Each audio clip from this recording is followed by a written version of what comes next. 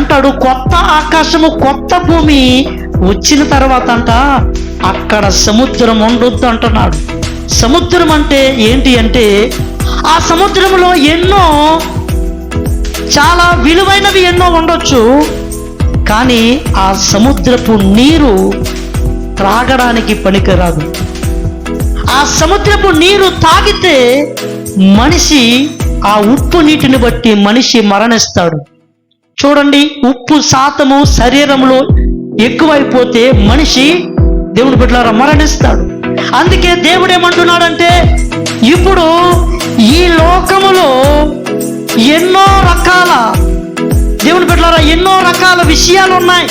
ఈ సముద్రం అంటే ఏంటంటే, ఈ లోకములో నీకు చాలా కనబడతాయి, కానీ ఈ లోకములో నుంచి వచ్చే ఆ లోకపు విధానము, లోకపు పద్ధతి నీ జీవితాన్ని నశింపజేస్తుంది. అందుకే నువ్వు కొత్తగా మార్చబడ్డావు. ఇప్పుడు మళ్ళీ సముద్రపు నీటి జోలికి నువ్వు వెళ్ళొద్దు అని మాట్లాడుతున్నా.